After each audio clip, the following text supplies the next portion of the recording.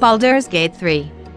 Larian Studios' acclaimed RPG is gearing for its full release very soon. 3 is turning out to be their biggest release so far. Old and new fans will find its magical world alluring, as this new installment will stay faithful to their roots. As usual, Baldur's Gate is a game that came from Dungeons and Dragons. New players might find the mechanics a tad bit intimidating. It's still on Steam's early access and the reviews are looking good so far, which is a good sign now that the game is nearing its launch. New World closed beta.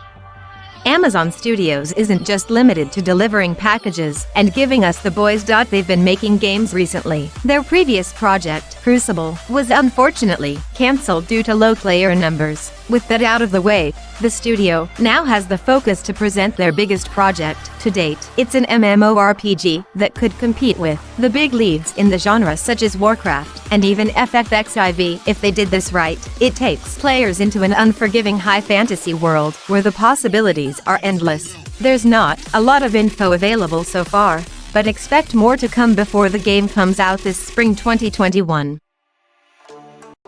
Shadow Warrior 3.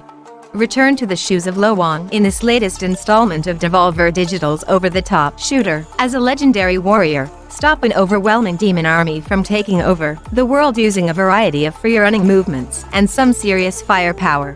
The gameplay hasn't changed much from its previous titles. Players still slice, dice, and shoot their way to victory. The only difference now is that slaying these abominations comes with style. It's coming to the PC sometime next year. Syberia, the world before. There seems to be no end to Kate Walker's adventures. The latest from Benoit Sokkel's spelunking series takes players to a steampunk world with secrets awaiting to be discovered. The world before takes the atmospheric gameplay to new heights with the third-person perspective, even more immersive for the high-end computers. Solving puzzles and exploring every nook and cranny in its vibrant settings has always been the series' standout moments, and it's a huge upgrade in this title. It's still a PC exclusive. However, judging from its previous entries, it might appear on consoles soon after its release next year. Witchfire. Combining dark fantasy and first-person shooter, Witchfire feels like they could be best friends with ID Software's Doom and Miyazaki's Dark Souls. Developed by the team behind The Vanishing of Ethan Carter and the fast-paced Bulletstorm, it's a narrative-driven adventure with heavy shooter elements. The first trailer was revealed back in 2017, and to this day, there's only a small glimpse on what we know about the game so far, except for its Souls-like mechanics. It's looking pretty promising so far, despite the minimal online attention, and according to reports, it's slated for a 2021 release. Star Citizen. This never-ending space combat and trading game from Cloud Imperium is the perfect example of development hell. It has suffered numerous production issues since its expected release date back in 2014. Its full release was delayed to oblivion, causing most of their fanbase to criticize the development team and request for refunds. The good news now is that they found their footing. Just recently, their team shared a massive roadmap that showcased their promises and plans for the future of their project. The game is still in its early access stage. It's playable, and it's hailed as one of the most immersive space sims in the market. As for its full release, maybe next year. Postal 4. There's nothing more outrageous than this comedic first-person shooter from Running with Scissors. Anyone who has ever tried to go deep into the weird games on the PC knows what Postal is. Postal 4 returns to its series roots and will explore Postal Dude's story, even if no one asked. No Rejerts is trying to turn up the notch by adding a handful of new weapons, quests, and surprisingly, a co-op multiplayer. The consistency of its raunchiness is what makes the series great. No definite release date yet, as the game is still in its alpha stage, but it's expected to come out next year. Humankind.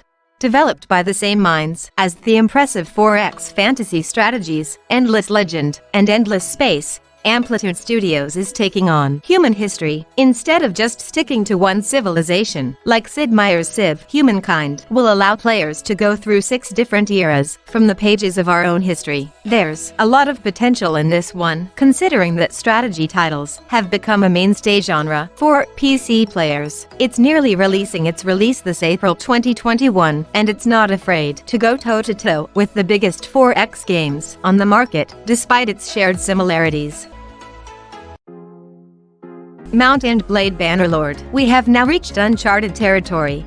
First on the list is the elusive Bannerlord. After a series of untimely delays and murky announcements, Bannerlord is finally in early access, but its release date is yet to be revealed. With this early access, players will now see fruits of what seems to be a decade-long labor. They can finally drop into their medieval playground, but they have to make do with a few bugs along the way. It's the ultimate medieval sandbox RPG where players can enjoy seamless warfare with a boatload of possibilities. It is Bannerlord, and it's getting great reviews so far on its Steam page. But like early access titles, it's too early to celebrate. Corepunk. This fresh MMORPG from Artificial Core borrows concepts from known top-down MMOs such as Diablo and Path of Exile, but introduces their own strength, which is the satisfaction of exploration using fog of war mechanics. In Corepunk, players are encouraged to scrounge every nook and cranny within its post-apocalyptic world. Like many MMOs, player progression is defined by their own choice, such as engaging in trading with other players or dungeon crawling. PvP is also present, but like the rest of their content, there's not much info yet as the game is still in its alpha stage. However, they're aiming for a release late next year, if everything's according to plan.